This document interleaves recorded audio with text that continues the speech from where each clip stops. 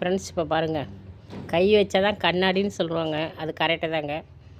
அப்படியே பார்த்தீங்கன்னா எவ்வளோ ஒரு இது பாருங்க, இத்தனை புல் அங்கே தான் இருந்தது பாருங்கள். இத்தனை புல் பிடிங்கி போட்டிருக்கிறாரு பார்த்தீங்களா. இவ்வளோ புல், கீரை கீரை முடக்கத்தாங்கீரை, தண்டிக்கீரை இதெல்லாம் பாருங்கள். அப்படியே பாருங்கள் பாருங்கள். இப்போ பாருங்கள் எவ்வளோ நீட்டாக சுத்தமாக இருக்குதுன்னு பாருங்கள்.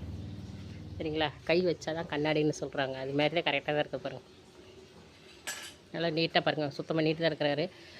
என்ன ஒரு வருத்தமான விஷயம்னு பார்த்தீங்கன்னா, இந்த கத்திரிக்காய் தான் பார்த்தீங்கன்னா, கத்திரிக்காய் வந்து ஒரு 1/2 கிலோ கத்திரிக்காய் மேலே நான் ஊருக்கு போயிட்டால் யாருக்குமே பறித்து கொடுக்காம இருந்திருக்கிற பாப்பா பாருங்கள். ஒரு 1/2 கிலோ கத்திரிக்காய் மேலே ஆயிடுச்சு, பழுத்துருச்சு. அதனால் நம்ம வந்து அதை வேஸ்ட் பண்ண வேண்டாம்.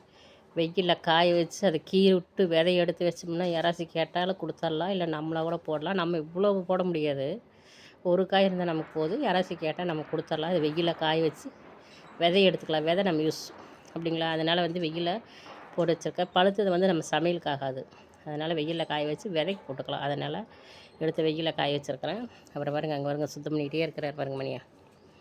எவ்வளோ நீட்டாக சுத்தம் பண்ணி எல்லாம் அப்படி வச்சுருங்க. 2 வாழைக்கட்டை வச்சேன்.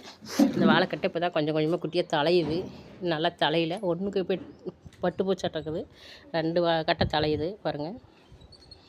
அப்புறம் பாருங்கள், எல்லாம் இந்த கத்திரி இதெல்லாம் வந்து காஞ்சி போனதில் வெட்டி எடுத்துட்டார்.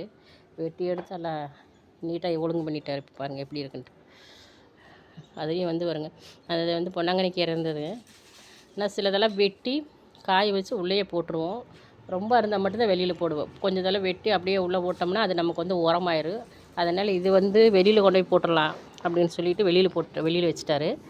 அதே மாதிரிங்க இந்த கீரையை வந்து வெட்டி குட்டி குட்டியாக வெட்டி அப்படியே போட்டு வச்சுருக்காரு. அது என்னென்னு பார்த்திங்கன்னா, அதை வந்து நம்ம அப்படியே செடியில் வந்து தூவி விட்டுறது, மலைச்சாரல் மாதிரி தூவி விட்டால் அது நாளைக்கு வந்து நமக்கு உரமாயிரும்.